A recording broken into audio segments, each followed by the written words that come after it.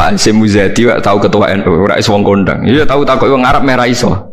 Jawabannya kados kula akhirnya aku jawaban nakal. Takoki tamu ke Arab itu. Pak Hasyim, Anda ini ketua NU tapi kalah sama Muhammadiyah. Kampus Muhammadiyah itu banyak. Ada tulisannya Universitas Muhammadiyah. Terus Pak Hasyim yang ngerti nak, memang banyak universitas nopo Muhammadiyah itu. Oh iya, yang ada tulisannya Muhammadiyah itu yang miliknya Muhammadiyah. Lah yang nggak ada tulisannya itu milik NU.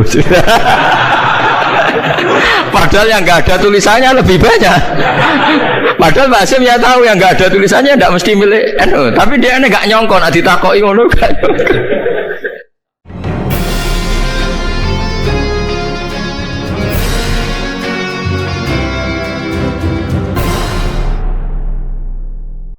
Mulane pentingnya istihad. Istihad itu pokoknya anut zaman, tapi hukumnya tetap. Anut zaman hukumnya tetap ngeten maksudnya. Kanjeng Nabi riyen nitih napa unta kan. Terus Nabi nak numpak unta maca napa? Subhanalladzi sakhkhara lana hadza wa ma kunna lahu muqrinin wa inna ila rabbina lamunqalibun. Kowe ora iso gawe hukum ngene, bareng kowe numpak Kijang Innova utawa numpak bis, aku ora maca donga iku. Mergo Nabi maca donga iku mergo numpak unta. Lah iki bis. Lah iku berat hukum iku mestine tetap maca donga iku. Lah soal kok kendaraan iso unta suatu saat ganti bis. Mulane wong-wong sing sithik sunah Rasul ya ana gobloke. Lah nek anut sunah Rasul maca donga subhanalladzi ngenteni sing mbok tumpaki unta. Ngono wae cek ora persis sunah Rasul, numpake kudune Mekah. Barang wis numpak Mekah cek pertanyaane unta ora unta sing ditumpaki Kanjeng Nabi bar. Lah repot. Mulane wong apa sini Rasul iku ya ana klirune, tapi kowe nglirokno ya goblok kowe dadi sekuler. Tapi mbok imani teman-teman ya kita gobloke wong sisi gobloke ya akeh tenan. Nah, padahal orang sepakat kan kita naik Kijang pun ya maca subhanalladzi. Padahal Kijang tentu tidak unta kan. Mboten Kijang enggak mboten. Nah, sama mikot yang ditentukan Nabi karena dari arah Medina ya Nabi pakai setar arah Medina. Begitu juga dari Yaman ya Lamlam. Zaman Nabi tidak ada era orang berangkat dari arah Jeddah. Mosok Jeddah ora digawe mikot. Lah ulama mamang kan apa gawe sok dadi mujaddid gak berani. Tapi dulu zaman Umar tuh berani menentukan dzati irkan jadi mikot padahal zaman Nabi belum ditentukan. Nah itu pertanyaannya. Akan ada selalu begini ila yaumil kiamah. Lah kita sebagai ulama harus teriak, harus ngomong. Pentingnya ngomong misalnya nggak setuju pendapat ini, ya biar belajar atau mengkontrol. Yang setuju biar ada pegangan. Oh, cukup gremang-gremeng kondo santrine dhewe rawani polemik. Kiai saiki anut negara, ilmune didakoni piye urusan negara. Wahabi sendiri, pemerintahan Wahabi dalam hal ini baik, nggak berani memutuskan kecuali tanya ulama seluruh dunia. Biasanya tanya nyurati MUI tanya orang-orang alim Indonesia. Jadi jangan kira Wahabi itu berdiri sendiri dalam fatwa-fatwa bab nopo haji. Didukung ulama seluruh dunia. Seperti sekarang misalnya Romyul Jamroh itu kan dulu mesti ba'da zawal. Zaman Nabi mesti ba'da zawal. Sekarang banyak fatwa yang membolehkan qoblas zawal. Ya karena tragedi Al-Mu'assim macam-macam. Lah zaman Nabi itu kan apa-apa longgar. Contoh mudah gini Sayyidah Aisyah. Ini dengar ini. Saya bertaruh sampai kalau ketemu pangeran. Sayyidah Aisyah pas haji itu pas mau tawaf ifadah itu haid. Ya Aisyah garwane Rasulullah. Nabi itu karismatik, tokoh dan orang dulu kalau pergi suwi. Kados yang dhisik dolan Pak Lek Pak Der atau dino patang dino apa meneh haji. Jadi Nabi dawuh ngeten. Ini Aisyah haid. Jadi dia tidak bisa tawaf ifadah. Ya jare Nabi ya tak enteni sah. Tadi kalau haid tawaf rata-rata 6 hari, berarti Nabi yang ngenteni berapa? 6 hari. Ya 6 hari. Ya Kanjeng Nabi sahabat ya ikhlas wae wong iku keputusane Nabi terus wong dhisik nak lunga kan suwi-suwi perkara ini enggak ada kendaraan. Ya sudah nak nginep ning dulur ya suwi mulai kesel. Makanya wali dhisik bojone akeh kan misalnya wali Cirebon apa ning Surabaya ning Pekalongan rabi. Ning kono 3 wulan bariku ngliwati Bantul rabi. Engko rabi tok ndi Medion rabi. Mulane bisa wae sampean ora gandeng lah turunane wali mungkin wali dhisik ku. Mulane anggere wong aku turunane wali saka perkarane lho itu memang iya memang Pak Hamka sing terkenal. Itu mboten wayo. Niku trauma mergo ibu ini cerita Pak Hamka. Ibu saya itu ngenes gara-gara abah itu wayo Haji Rasul Bapak Hamka. Bapak apa kancane babah kula zaman mondok Mekah. Hamka itu anak wong alim. Ane Hamka itu dekne ketua Muhammadiyah tapi didolakno NU mergo Hamka itu wong nopo ngalim ya anake wong alim jenenge Haji Rasul. Itu abahnya itu katanya sering dakwah ning gone Pematang Siantar ning daerah-daerah soalnya daerah-daerah sana Minangkabau. Ya nak dakwah di desa binaan 3 wulan ning ngono ya terus ana bojone. Engko pindah desa liya suwi ya ana bojone. Ya betah dakwah mergo betah ana bojo ya ora roh. Pokoke ora usah bojero-jerono. Pokoke ngono model wong dhisik ku anggere dakwah ya tambah bojone. Ya kayak Sarif Hidayat itu. Nang Didi di garwa. Dakwah ning Cina ya mulai ya nggawa bojo pokoke anggere dakwah. Saiki wong dakwah kan mereka iso mulai jadi bojone di alasan apa alasan rabi wong iso apa mulai jadi sekolah mobil ya musibah tenan dari sisi ini paham ya ini zaman ya ini menyangkut nopo zaman jadi kalau suwun kalau sampean sidik-sidik sunah rasul pertanyaannya adalah masa kita naik Innova ora perlu muni subhanalladzi sakhkhara lana terus besok orang sedekah orang ini sedekah sing sunah rasul kurma. Dhisik Nabi nak ngekeki wong melarat iku kurma. Jelas hadis sahih Nabi ngekeki kurma. Tapi misalnya wong Indonesia kelaparan, sik to tak golekno kurma, beras iku ora sunah Rasul. Kepen untune ngilu tapi. Enggak ada kan yang bilang gitu. Kowe wong Indonesia sedekah ge apa beras utawa dhuwit. Mosok kowe memaksakan kurma mergo dhisik Nabi sedekah ya. Lah Nabi yo ngoten. Oh Nabi wong Arab ngekeki Wes Al-Qarni nggo jubah. Lah misalnya suruh kendek keriting mbok sedekoi coba mosok wong kerja kasar jombo cobahan mergo dhisik Nabi nak ngek klambi coba jadi ngomong sunah rasul ya rada dipikir to piye wae cara aturan fikih al hukmu yaduru ma illatihi wujudan wa adam hukum itu tetap berputar sesuai konteks. Mboten kok hukumnya rubah mboten, konteksnya mboten rubah hukum mboten kados wae lho. Pas numpak Innova tetep maca subhanallah di sakhara lana ada senajan to saiki ora untuk tapi napa Innova. Lah nek misale sampean dhisik Nabi sampean ngendikan kowe nak kacento ya utawa mekek imangan. Engko sakake wong kae. Lah masa kowe misale numpak Innova njuk marahi Nabi. Niki mboten mangan Nabi terus aku bensini. Ya ra tok to padha. Lu, jadi sunah Rasul maksudnya itu hukum itu udah usah rubah.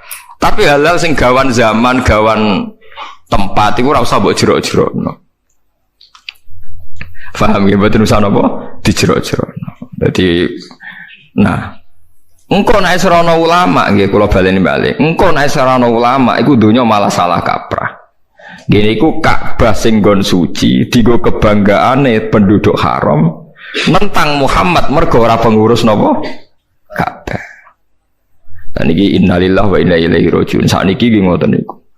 Ulama Indonesia diarani sepele, mau perkarane ora ulama Mekah Medina. Padahal ulama Mekah Medina sing goblok ya mungkin pirang-pirang, bodoh ulama Indonesia sing goblok ya pirang-pirang. Tetapi disebut ulama. Lah ulama indah wah mungkin mesti bener ya, tapi kadang kan ulama benduman negara kan ciptaan negara. Ampun repot. Paham ya? Kalau ngerasakno niku ning gone hal-hal sing harian, misalnya masalah puasa saja. Masalah puasa awal Ramadan. Kan ada ulama yang versi pemerintah, ada ulama yang enggak, semacam-macam. Misalnya Naksabandiyah punya pegangan 3 hari sebelum kita. Kemarin Muhammadiyah terpaut sehari. Terus NU bareng mbek negara pasane. Pokoknya kena 29 napa? 29 napa? Dina. Jadi paham gitu terus kula suwun masalah-masalah sing dadi istihate ulama aja mbok sederhanakno saalim-alime iki Indonesia ra alim ki Mekah napa? Medina. Aja sampai Ka'bah dadi kebanggaan sampai melintasi batas napa hukum. Nggih melintasi batas napa hukum. Ngeri nek pun ngoten ngeri. Kalau pun bolak-balik matur, misalnya begini ya, ada kelompok ekstrim yang mengatakan misalnya orang sing melakukan ini syirik. Oke, kita sepakat salah. Tapi masalahnya kita punya, meskipun yang ngomong ini ulama Mekah, tapi kan kita punya kaidah. Ini rungokno tenan biar kita bisa taqarrub ila Allah. Punya kaidah begini misalnya. Orang kafir itu kan menjadi Islam karena ngelafatkan la ilaha illallah. Mosok wong Islam sing bedino maca la ilaha illallah dikafirno. Mok krono punya kesalahan tertentu yang menurut mereka itu syirik. Bagaimana mungkin kita mengkafirkan orang yang melafatkan kalimat la ilaha illallah yang orang kafir saja kalau melafatkan itu jadi mukmin? Kita harus pegangan itu meskipun yang menentang fatwa kita ini orang Mekah, mungkin ulamanya. Saya sering ketemu ulama Mekah dimaki-maki. Saya kan ya kenal kan ulama kan kenal dia ditanya gitu. Kamane ditakoi. Saya kan sering meduhi tamu dari Arab. Ya takokane elek tenan. Pertama jalan-jalan sama saya ketemu rumah sakit. Itu apa itu? Apotek. Apotek ning Indonesia simbolnya apa? Patung apa ulo. Pak apotek kok rumah sakit itu simbolnya ulo. Apotek ya aneh. Ya aneh kan asline apotek kan urusan farmasi pengobatan tapi kok simbolnya apa? Ulo kodok-kodok ayo kena mana sih boleh ulo. Ya gue sih kalau roh ya jadi takok ini gue. Lu itu kan patung Bapak, itu kan syirik pokoknya walhasil. Terus aku jawab kan, wah orang melo gawe kok mbok syirik lho aku mangkel. Orang melo gawe kok. Oh syirik. Pak Hasyim Muzadi tahu ketua NU, ora iso wong kondang. Iya tahu takok wong Arab merah iso. Jawabannya kados kula akhirnya aku jawaban nakal. Takoi tamu ke Arab itu. Pak Hasyim, Anda ini ketua NU tapi kalah sama Muhammadiyah. Kampus Muhammadiyah itu banyak. Ada tulisannya Universitas Muhammadiyah. Terus Pak Hasyim yang ngerti nak, memang banyak universitas nopo Muhammadiyah. Oh iya, yang ada tulisannya Muhammadiyah itu yang miliknya Muhammadiyah. Lah yang nggak ada tulisannya itu milik NU. Padahal yang nggak ada tulisannya lebih banyak. Padahal Pak Hasyim ya tahu yang nggak ada tulisannya tidak mesti milik NU, tapi dia ini nggak nyongkon, ditakoki ngono gak nyongkon. Jadi saya pernah ditanya farmasi, saya juga kaget loh. Aku lagi sadar loh, iya tuh farmasi logonya ulo ya. Ulo ya rada eling sithik-sithik lah, pengen kari ndak yo kayak tak iya. Ya tapi terus saya bilang apapun itu mbok arani salah kan ya bisa. Agama itu kan punya banyak terminologi, syirik, kafir, maksiat, dosa, salah. Wong pilihane bahasa kan akeh, mbok yo aja milih syirik muni maksiat tak yo kena to didono sithik. Lah saya enggak sepakat sama mereka itu begitu. Wong agama punya pilihan ono istilah syirik, maksiat, dambun, kan sirkun, maksiatun, dambun, ismun, khotiatun, zalatun kan banyak. Ya tapi mereka ketika dia yang ngakui yo, ternyata ulama Indonesia alim-alim. Ya ya intinya saya terjemah bahasa agama itu kan banyak, ada syirik, ada maksiat, ada ismun, ada khotiatun, ada zalatun, ada macam-macam. Mbok milih salah satu, jangan yang langsung syirik.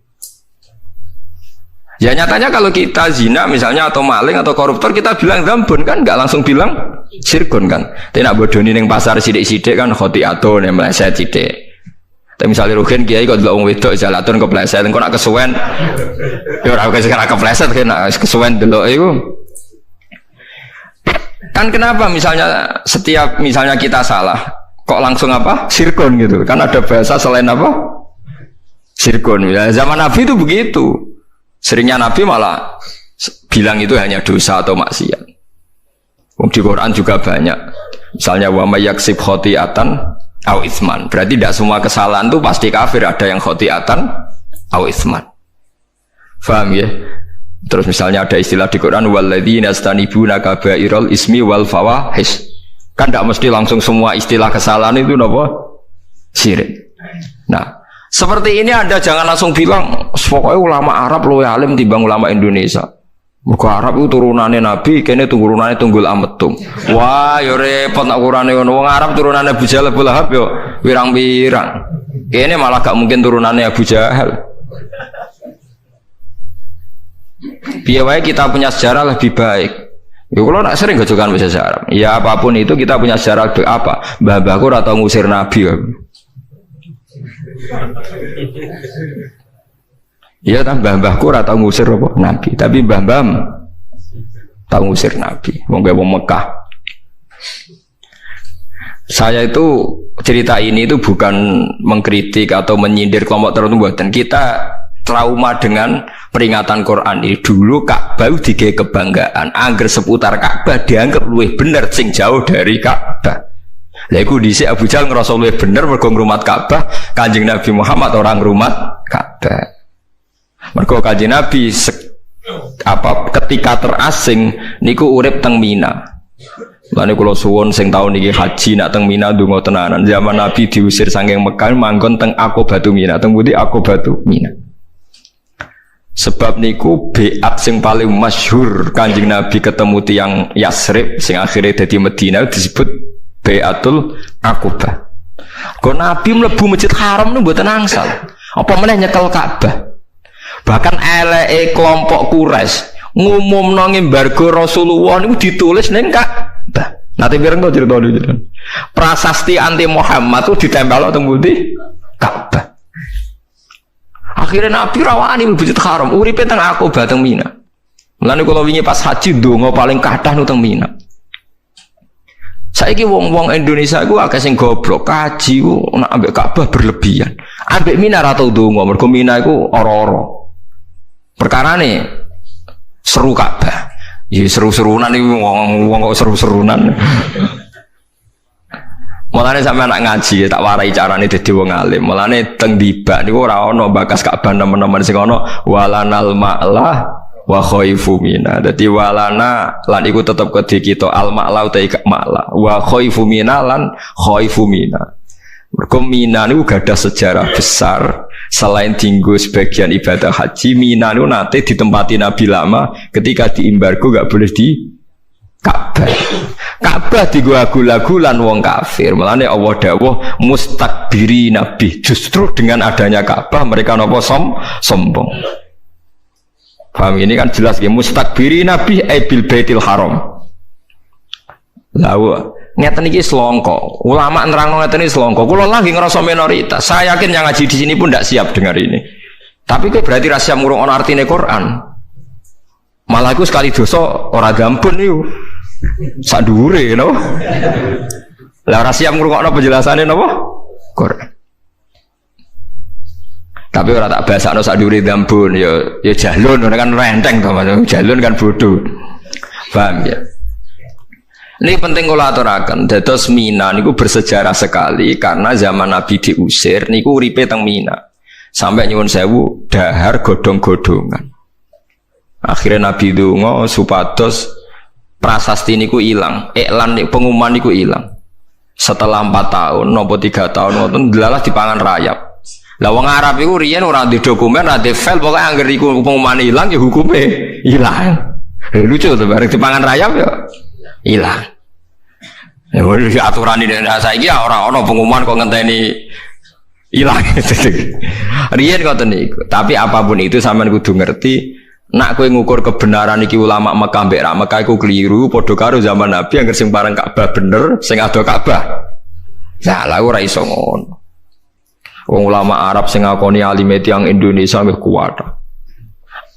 Tiang non Arab iki ada. As-Sahul Kutub ba'dal Quran Bukhari, tiang Bukhari wong Uzbek, wong Uni Soviet tenan bangsa.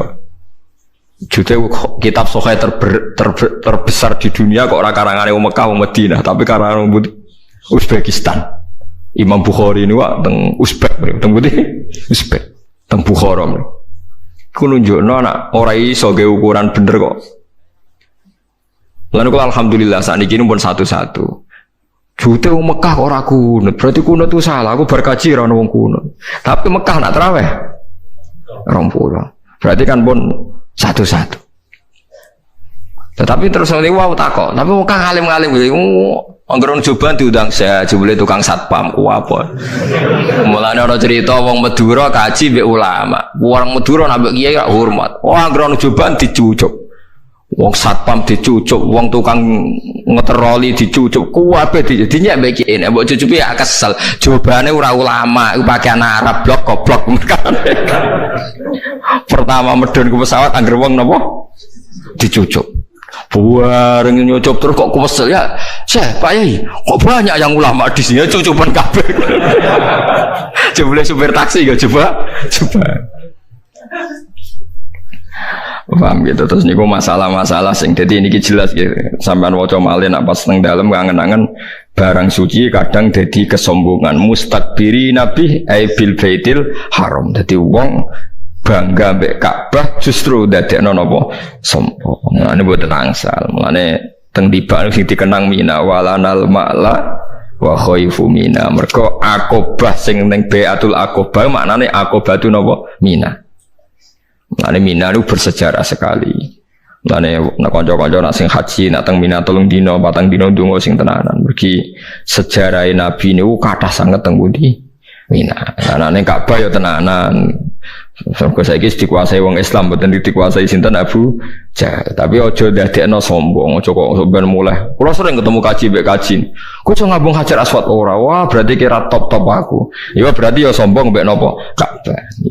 Jadi sajane kan ora usah ngoten, wis biasa mawon. Sing ngabung Hajar Aswad sing mboten ya biasa mawon. Yes. Kula mboten nate ngabung Hajar Aswad. Nggih perkara ning ngoten. Kok mari sombong malah. Ya selain wedi didosok barang niku. Kula pancen mboten niku. Bareng delok dosokan wonten wis diware Kanjeng Nabi jare kon cium jauh dadi sanut ae ngono. Iku yo warane sapa? Kanjeng Nabi. Bapak gak nyium Ka'bah ndak?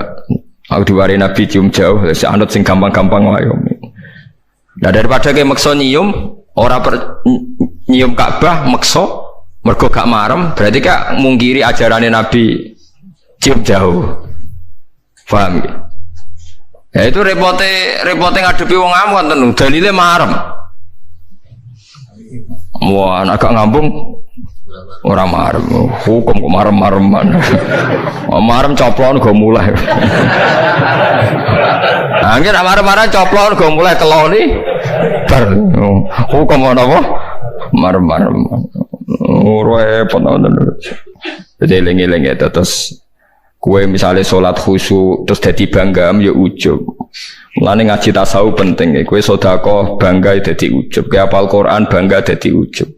Jadi kebenaran itu nak gak mbok kelola secara baik, secara ikhlas itu jadi alasan kesombongan. Kados Ka'bah itu barang apik, barang mulya dan disepakati jahiliyatan wa islaman. Wong jahiliyah sepakat, wong Islam sepakat, justru jadi kesombongane tiang Mekah.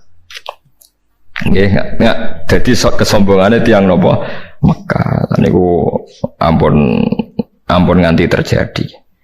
Mulane sama nak ketemu Mekah bedheane ngaten niru Abu Darda. Kulon gak ada pegangan Abu Darda, Salman Al Farisi itu sahabat-sahabat. Kalau pertanyaan dibalik kan gini. Misalnya Amerika atau Australia kan belum banyak orang sujud.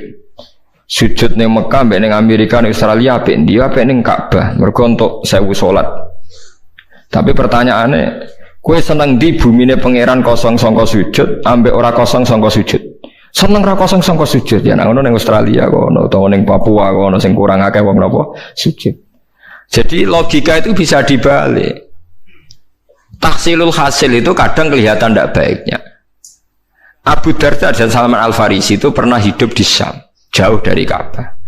Ketika Futuhat, zaman itu Syam belum banyak orang Islam. Ya perlu dicatat mayoritas masih Kristen Ortodok. Syam sing saiki populer Syam nih.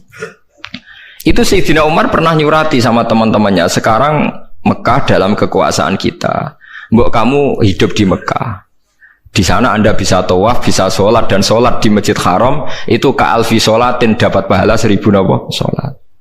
Tapi apa jawaban para sahabat yang wirub teng Kufah, teng Syam, teng macam-macam? Annal ardo lam tuqaddis ahad, dan bumi iku ora iso nyucikno wong. Abu Jahal lahirnya yang Mekah tapi yo gento. Abu Lahab lahirnya yang Mekah tapi yo gento. Aku kepengen ngekeh-ngekehno bumine Allah dienggo napa sujud. Karena pertanyaannya gitu, kowe luwih seneng wong sujud nang pangeran tersentralisasi ning Mekah apa seneng menyebar di seluruh dunia? Mboten pertanyaannya nak diwalik ngoten. Senang menyebar di seluruh dunia, dan jawaban ini yang dipakai semua sahabat, sehingga alhamdulillah Islam perkembangannya cepat mergo ora seneng tersentralisasi teng Mekah. Saiki wong salah kaprah, angger Mekah iku hebat mergo salate wae padha karo 1000 salat. Sesuk mulai ra salat gojek susuk. Ngono kaji bahlul. Wong bela-bela kata kaji tapi gak sholat. Bareng-bareng kaji tambah ra sholat. Cuk susuk kata sholatku bar saya mergo jare salate kono padha karo 1000 napa? Sholat. Padahal nak 1000 sholat nak sak dhuwur 1000 sholat ning kono 40 dina ping wis sak umur ya.